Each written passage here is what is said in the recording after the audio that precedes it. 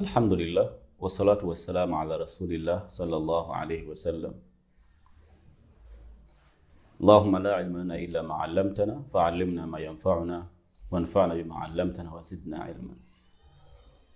We praise Allah tabaraka wa ta'ala and we thank Him for the gift of life and the gift of knowledge. Like you all know, it is upon scholars and students of knowledge, according to the Islamic guidance, to come out and talk explicitly about the things that concern the people. It is upon that background that I have chosen, together with my team, to put together a paper that we have already shared with you on different platforms, and I believe it is going to be attached to this video. A paper regarding the ruling of fatwa on interest received on mobile money deposits. In September 2020, this very year, customers of mobile money received varying amounts of income on their mobile money accounts. I believe you received yours. I received mine. Under the new legal and regulatory framework governing payment systems in Uganda, the government of Uganda mandates mobile money companies to give back that interest which accrues on a trust account they hold in a bank to their customers. Now, we all know how mobile money works. First of all, the transaction of mobile money is such that a customer or mobile money account holder purchases electronic money, which is equivalent to the paper money they have. So this is how you get electronic money on your mobile money account. You have to buy it with paper money. And then you can use that money for utilities. You can even withdraw that money or even transfer that money to another mobile money account. So that is how mobile money works in summary. And I wouldn't want to dwell more on that because it is a practical thing. A practical reality we are all living right now. Now, what is the origin of the money that we received as interest payment on our mobile money accounts? You should understand that whenever a customer deposits money onto their mobile money accounts through the purchase of electronic money, the mobile money operator, we shall give examples of MTN and Airtel, pull these monies and deposit them into a commercial bank account. So the money we put on our mobile money accounts, like mine, yours, the company, the mobile money company, or the mobile money operator in this case, pulls that money and deposits it on an account in a given commercial bank. Any commercial bank probably, we shall not go into that. So what happens is that there is a special account for that money called a trust account, where the mobile money operators put that money. The commercial bank has the discretion to dispose of these monies in various ways, and obligations to return the money onto the trust account.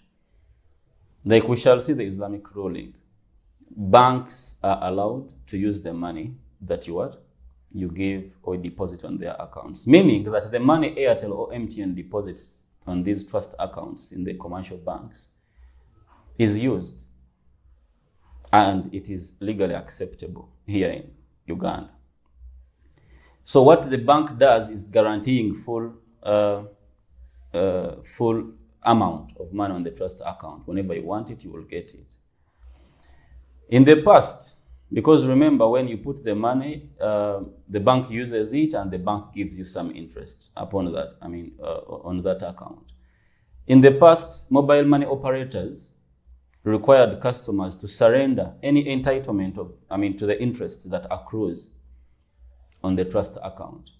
Most of you, and myself included, we did not read the terms and conditions, but among the things that we had signed and agreed upon as we were opening up the mobile money accounts that we use right now, we agreed to surrender or any sort of entitlement to the money or the interest that will accrue on the trust account of that mobile money operator in the bank.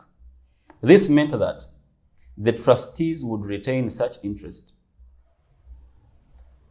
and have absolute discretion to determine how it would be utilized. It means that the money or the interest has been taken for some time now by the mobile money operator, and you, who keeps the money with the mobile money operator, was not getting anything. Now, as a prudential measure, because of course government was watching, and we thank government for this, for the spirit, government realized that we need to regulate this. This is when the National Payment Systems Act 2020 came in, and the National Payment Systems Regulations 2021 came in, were enacted. This required mobile money operators, and in this case we shall give an example of MTN and Airtel, to pay their customers the interest earned on the trust account at least 4 times a year. That is the law now. It means that Ugandans who hold mobile money accounts with any mobile money operator should expect at least something like that which happened last month in September 2020 to be happening after 3 months, at least every quarter.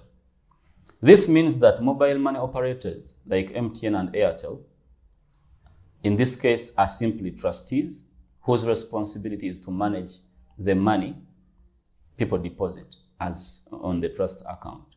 It is not their money, according to the law. Therefore, the trustees have no entitlement to the interest that accrues on the trust account. Accordingly, in September 2022, mobile money customers received, like we started this video, received their first interest payment. It is reportedly MTN and Airtel paid a combined interest of 9.1 billion shillings in Uganda, according to the independent newspaper that was released September 21st, 2022. So it is already happening. Given that background, and after understanding what happened and how it happens, as Muslims, we are concerned. What is the Islamic ruling? Because the messages were clear. My message was clear, your message was clear. It stated that this is, you have received an interest payment of, and there was something like your new balance is. It means that we have interest already. But we all understand that any interest that accrues on any account in the commercial banks is termed by majority or the majority of scholars. It is almost a consensus, but to be fair to the knowledge and other scholars, we shall say majority of scholars, that is riba. It is termed as riba and it is haram. Some people argue that that is an investment and that is a return on investment. But if you call it an investment, then you have to explain how you justify taking money out of and benefiting out of an investment you did not, first of all, sign up for. Second of all, how do you account for the money out of an investment that you do not know where you invested, when you invested, and the percentage of that which you should share? The evidence for the prohibition of riba in general, because my opinion is that this is riba and it is not an investment, however much we might want to call it an investment. It is riba, it is interest. You gave the bank money, or you gave the mobile money operator your money, and then they can use that money, which means that you have given them a loan, and any kind of interest that comes as a result of someone using money that you gave them as a loan is riba. The evidences are many. You can go and look at Quran chapter 2, verse 278. You can as well look at Quran chapter 2, verse 279, and the many hadiths and evidences of prophetic traditions that prohibit riba we might not be in position to go through all that. But it is a well-known fact by all scholars in the Islamic jurisprudence that riba is haram. And when you say it is not haram, you risk getting out of this religion. Now, what is the way forward? Because we have the money and we have understood that it is riba.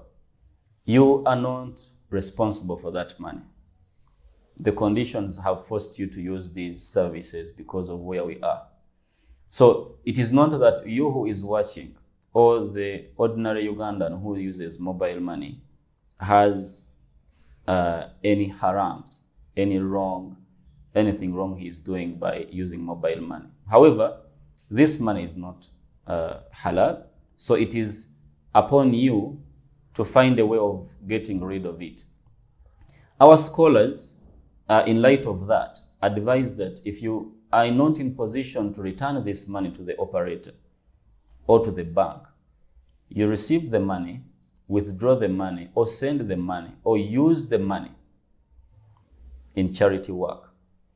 It is upon this background that we make this recommendation.